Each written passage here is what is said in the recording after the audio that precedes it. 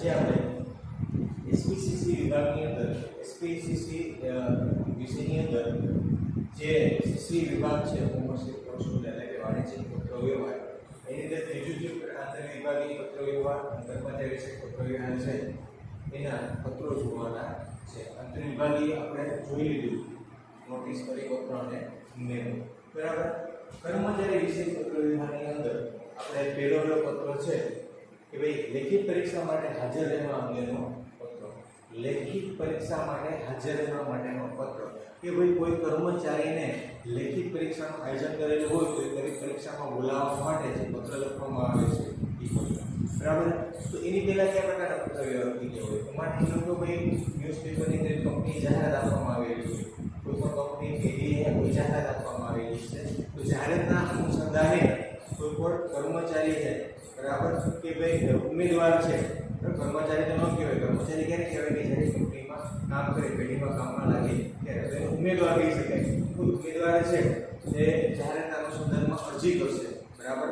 હવે અરજીની સાથોસાથ પોતાના ક્વોલિફિકેશનના ડોક્યુમેન્ટ્સ અનુભવના ડોક્યુમેન્ટ્સ છે જોડીને મોકલશે બરાબર.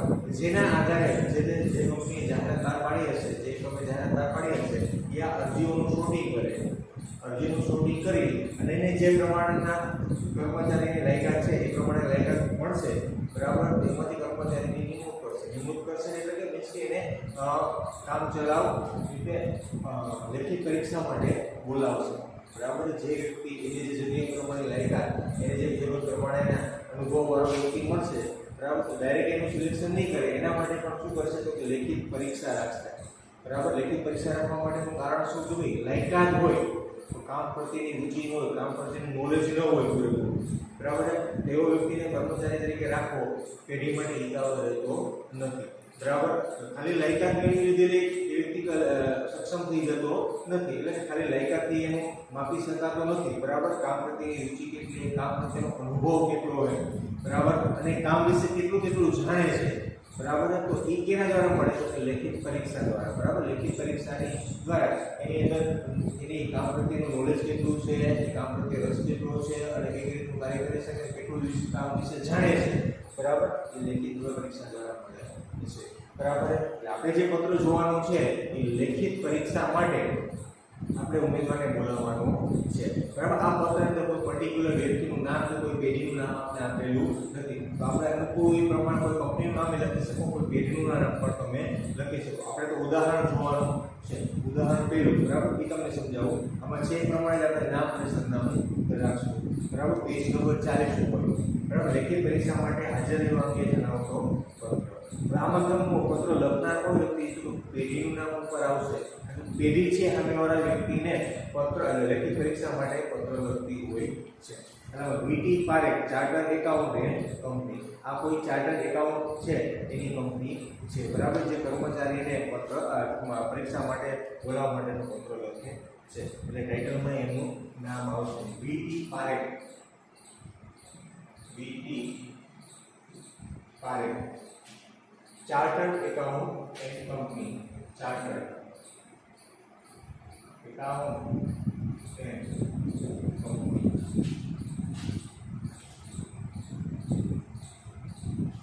હવે એનું સરનામું કોઈ પણ પેઢી હોય તો મેં તમને કીધું પેઢીનું નામ ટાઇટલમાં ઊંચો ચાલે, સરનામું તમે ધારો તો નીચે પણ લખી શકો અને સાઈડમાં પણ લખી શકો બરાબર. આમાં સાઈડમાં આપેલું અભિમન્યુ કોમ્પ્લેક્સ, હવે તમારે કોઈ પણ સરનામું બનાવી શકો, કોઈ પણ પેઢીનું નામ લખી શકો બરાબર. આપણે આ તો એકાઉન્ટની છે, બાકી તમે કોઈ બીજે કોઈ જોબ માટે હોય તો એના માટે પણ તમે બીજી કોઈ કંપનીનું નામ પણ લખી શકો, પેઢીનું નામ લખી શકો અને એડ્રેસ પણ બદલી શકો. Abhimanyu complex, red cross road,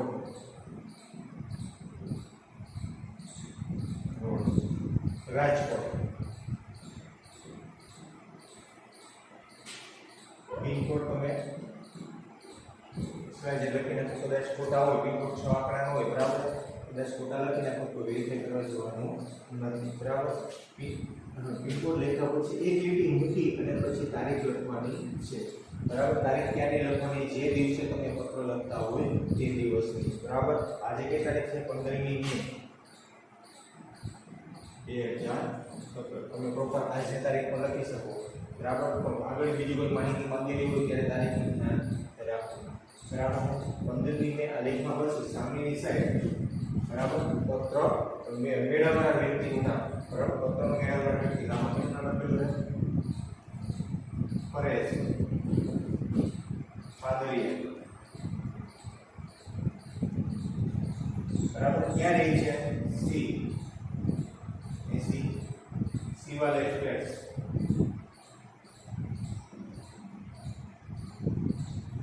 station road Rajkot.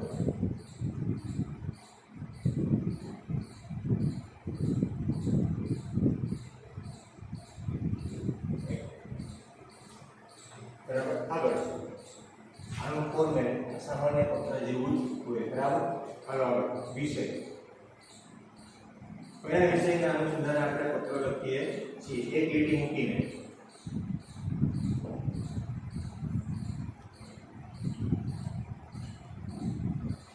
તો ભાઈ લેખિત પરીક્ષામાં હાજર રહેવા અંગે એકાઉન્ટ ઓફિસની ઓફિસરની જગ્યામાં માટે લેખિત પરીક્ષા અંગે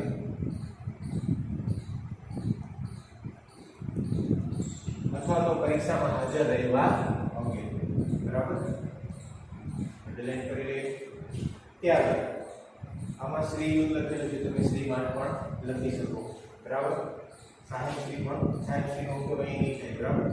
તો શ્રીમાન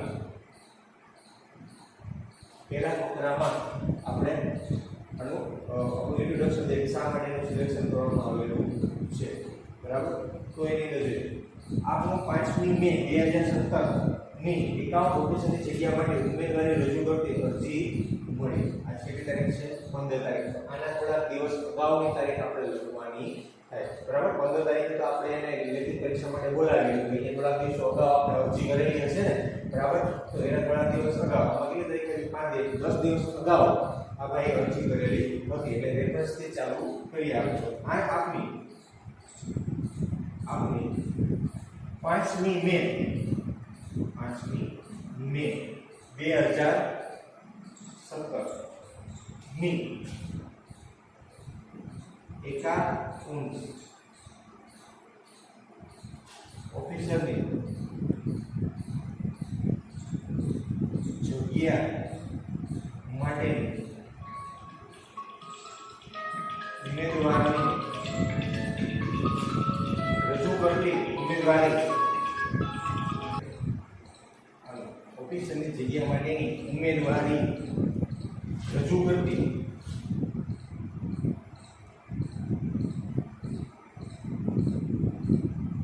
અરજી મળી.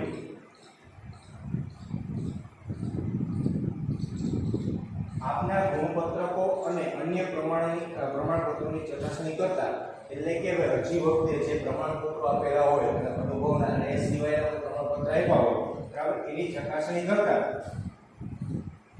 આપ અમારી કંપનીમાં એકાઉન્ટ્સ ઓફિસરની જગ્યા માટે લાયકાત ધરાવો છો એવું માલુમ પડ્યું. એટલે કે ભાઈ ખાલી ક્વોલિફિકેશન ધરાવે છે બરાબર. તો એની પાસે પ્રમાણપત્ર છે, ડિગ્રી ધરાવે છે બરાબર. તેના માટેનું પ્રાથમિક ધોરણે આપણે નિમણૂક માટે અને લેખિત પરીક્ષા માટે બોલાવી શકીએ બરાબર. જેટલી લાયકાત નક્કી થઈ એ પ્રમાણે અહીંયા લાયકાત ધરાવે છે બરાબર. અરજી મળી. આપના ગુણપત્રકો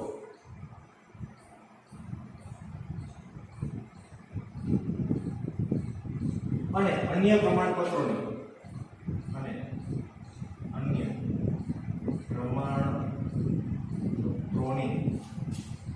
ચકાસણી કરતા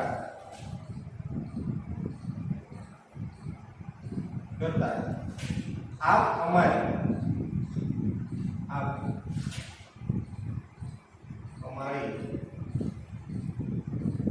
કંપનીના એકાઉન્ટ્સ ઓફિસરની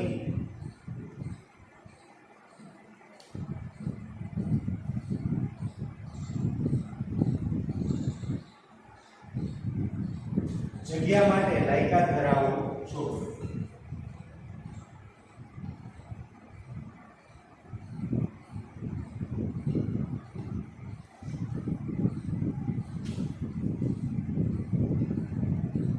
કેવું માનવું પડ્યું. બરાબર. પહેલા ફકરામાં એમની જે અગાઉ અરજી કરેલી હતી, અરજી આપણે જોઈ એના જે આપણે લાયકાત પ્રમાણેના કર્મચારી જોતા હતા એ પ્રમાણે લાયકાત આ વ્યક્તિ ધરાવે છે. ફક્ત લાયકાતથી જોબ મળતી નથી, એના અનુભવ, એનું નોલેજ, કામ પ્રત્યેની રુચિ, કામ વિશે કેટલું જાણે છે, આ બધી વસ્તુને ધ્યાનમાં રાખી અને ત્યારબાદ જ એને નોકરી આપવામાં આવે છે. બરાબર. પહેલા ફકરામાં એના વિશે વાત થઈ. હવે આપણે બીજા ફકરા ઉપર આવીએ. બરાબર. તો અમારી કંપનીની પ્રથા મુજબ આપણી કંપનીની જે પોલિસી છે એના વિશે ચર્ચા કરી. અમારી કંપનીની પ્રથા મુજબ ઉપરોક્ત જગ્યા માટે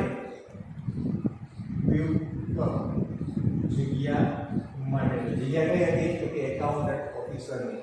બરાબર છે. તમામ ઉમેદવારો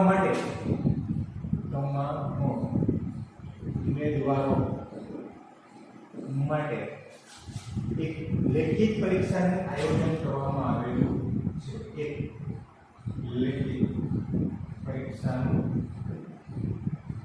આયોજન કરવામાં આવેલ છે. બરાબર. આપણે જે વ્યક્તિને પત્ર લખીએ છીએ, બરાબર, એ વ્યક્તિ સિવાય પણ ઘણા એવા વ્યક્તિઓ છે કે જે લાયકાત ધરાવે છે. બરાબર. આ બધા વ્યક્તિઓમાંથી જે શ્રેષ્ઠ વ્યક્તિ છે, લાયકાત પ્લસ અનુભવ પ્લસ નોલેજ, બરાબર, અને કામ કરવાની રુચિ, બરાબર, આવા બધા કર્મચારીઓને આપણે શ્રેષ્ઠ કર્મચારી ગોતવો તેના માટે આપણે લેખિત પરીક્ષાનું આયોજન કરેલું છે. અને કંપનીની પોલિસી એટલે કે એમનો નિયમ પ્રમાણે જો ઓફિસરની ભરતી કરવી હોય તો એના લાયકાત પ્લસ એની પરીક્ષાના માર્ક્સના આધારે એની નિમણૂક અને પ્લસ એની જે ઇન્ટરવ્યુ હોય એના આધારે એની નિમણૂક આપવામાં આવે છે. તો આપણે એને જાણ કરી કે ડાયરેક્ટ ખાલી લાયકાતના આધારે નહીં પણ અમે પરીક્ષાના આધારે એનું સિલેક્શન કરીએ છીએ. અને આમાં તમારા જેવા ઘણા ઉમેદવારો પરીક્ષામાં ભાગ લેશે. બરાબર. હવે લેખિત પરીક્ષા હેતુલક્ષી પ્રશ્નો ધરાવતી 200 ગુણની રહેશે. એટલે કે શોર્ટ પ્રશ્ન, ટૂંકા પ્રશ્નો ધરાવતી 200 ગુણની રહેશે. લેખિત પરીક્ષા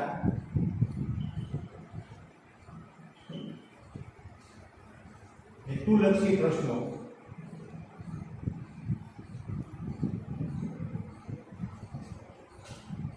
ધરાવતી 200 ગુણની રહેશે. આ પરીક્ષામાં ઉમેદવારનું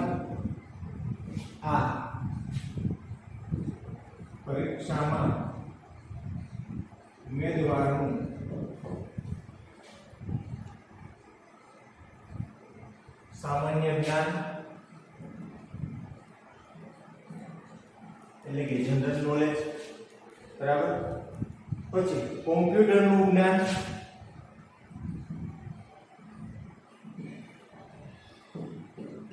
લખેલું ટેલી, કોમ્પ્યુટરમાં બીજું કંઈ ના આવડે પણ ટેલી તો આવડવું જોઈએ કારણ કે એકાઉન્ટન્ટ વિષય છે એટલે. બરાબર. સામાન્ય જ્ઞાન, એકાઉન્ટને લગતું જ્ઞાન, કોમ્પ્યુટરને લગતું જ્ઞાન,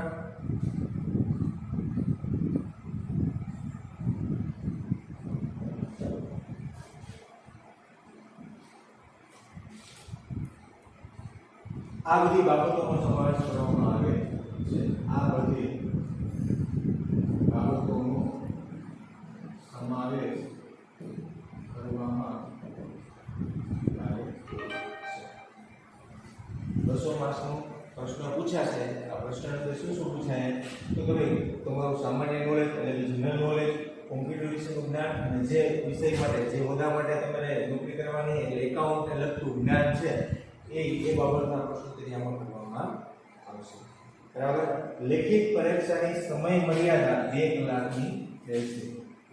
લેખિત બાબતની લેખિત પરીક્ષાની સમય મર્યાદા 2 કલાકની રહેશે. એટલે તમારે 2 કલાકની અંદર 200 માર્ક્સના પ્રશ્નો સોલ્વ કરવાના છે. એક મિનિટના પ્રશ્નો જવાબ લખવાનો છે. આ પરીક્ષામાં સફળ થનાર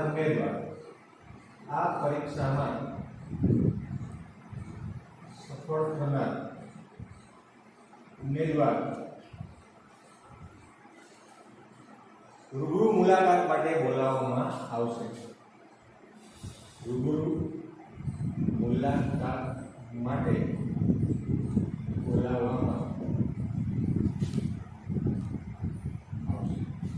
બરાબર. જ્યાં પરીક્ષામાં તમે ઉત્તીર્ણ થઈ જાવ એટલે તમને જોબ મળી જાય એવું નથી. બરાબર. કર્મચારી જો પરીક્ષામાં ઉત્તીર્ણ થશે, બરાબર, લાયકાત તો છે, 200 માર્ક્સની પરીક્ષામાં સારા એવા માર્ક હશે, બરાબર, એવા વિદ્યાર્થીઓ, એવા ઉમેદવારો ફરીથી પાછા રૂબરૂ મુલાકાત એટલે કે ઇન્ટરવ્યુમાં બોલાવવામાં આવશે.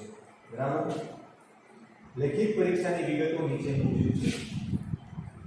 લેખિત પરીક્ષાની વિગતો નીચે મુજબ છે. હવે લેખિત પરીક્ષા માટે એટલે કે જગ્યા, ટાઈમ, સમય, તારીખ, બરાબર, આ બધી વસ્તુ ચોખવટ કરવી પડે. બરાબર. તો એ આપણે કોષ્ટક બનાવીને લખી નાખીએ.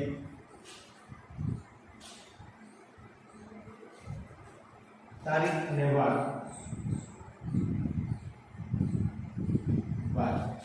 બરાબર. તો 29મી મે તારીખ લખવામાં ધ્યાન રાખવું. આપણે કઈ તારીખે લખી? 5મી મે અરજી કરેલી હતી ઉમેદવારે. 15મી તારીખે આપણે એને બોલાવીએ છીએ લેખિત પરીક્ષા માટે. બરાબર છે. તો 15મી મે પછીની તારીખ હોવી જોઈએ. બરાબર છે. કેટલામી? 29મી મે 2017. બરાબર. વાર કયો આવ્યો હોય? તો ભાઈ સોમવાર. એની બાબત લખવાની થાય તારીખ અને વાર. બરાબર. પછી આવે સમય.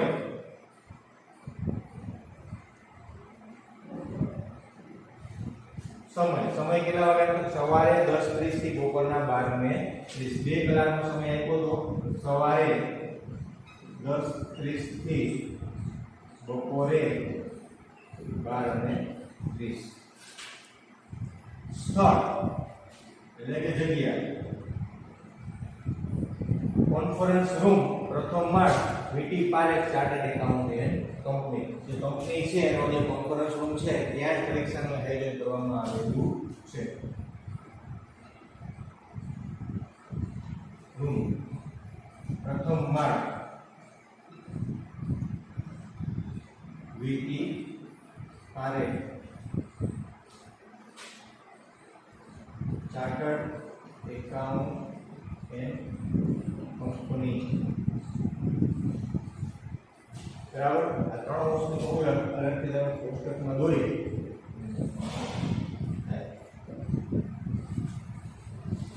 ત્યારબાદ ઉપયુક્ત સમય મર્યાદાનું ચુસ્તપણે પાલન થાય તેવી અપેક્ષા રાખવામાં આવેલી છે. આ એક નોંધ કરીને પણ તમે લખી શકો કે ભાઈ આ સમયસર તમારે 10:30 પેપર છે તો તમે આ 10 મિનિટ અગાઉ તમારે પહોંચી જવાનું છે. પછીથી આવો તો એ અમલમાં કરવામાં આવશે નહીં. અપેક્ષા રાખવામાં આવે કે ભાઈ ઉપયુક્ત સમય મર્યાદા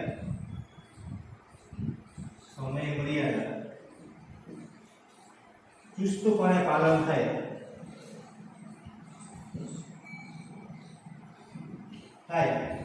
એવી અપેક્ષા રાખવામાં આવે છે.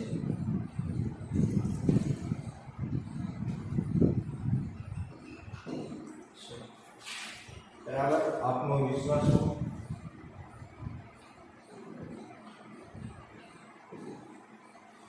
કોઈ પણ વ્યક્તિનું નામ લખી નાખો, જે સહી કરી નાખો કાઉન્સમાં. પરેશ પારેખ. બરાબર.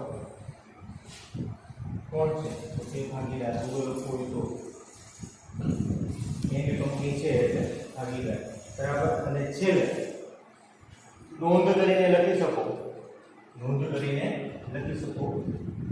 ઘણીવાર કોઈ પણ પેઢી એકમ છે, કોઈ કર્મચારી છે એ પરીક્ષા માટે કે ઇન્ટરવ્યુ માટે બોલાવેલા હોય તો એને આવવા જવાનો ખર્ચ પેઢી ચૂકવવી, કંપની ચૂકવતી હોય. બરાબર. ટિકિટને આધારે આવવા જવાનો ખર્ચ, ખાવાનો ખર્ચ એ કંપની એ પેઢી આપતી હોય. બરાબર. તો એનો ઉલ્લેખ કરવાનો. આમાં પેઢી આપતી નથી. બરાબર. ભાગાંતર કર્મચારી આવતા હોય એનું સિલેક્શન ન થાય તો બરાબર એને ખર્ચો માથે પડતો. ઘણી બધી સંસ્થા છે આવો ખર્ચો ભોગવતી કે આવનાર કર્મચારીને બરાબર આવવા જવાનો ખર્ચો આપે, એનું ભાડું આપે. બરાબર. આની અંદર છે આવું કોઈ ભાડું મળવાપાત્ર નથી. બરાબર. એટલે એની નોંધ કરવામાં આવે છે. અને જો મળવાપાત્ર હોય તો પણ તમે લખી શકો. બરાબર. તો તમે લેખિત પરીક્ષા માટે ઉમેદવારે આમાં લખી દીધું લેખિત પરીક્ષા માટે ઉમેદવારે સ્વખર્ચે આવવાનું રહેશે. બરાબર. આની જગ્યાએ જો તમે પત્ર લખતા હોય તો તમારે કંઈ લખવું હોય તો તમે લખી શકો કોઈ ફિક્સ આટલું ભાડું તમને મળવાપાત્ર પણ રહેશે, અથવા તો તમને આવવા જવાનું ટિકિટના આધારે તમને ભાડું મળવાપાત્ર રહેશે. બરાબર. એ પણ તમે લખી શકો. આ પેઢી ભાડું આપતી નથી એટલે ચોખ્ખું લખી લેખિત પરીક્ષા માટે ઉમેદવારે સ્વખર્ચે આવવાનું રહેશે.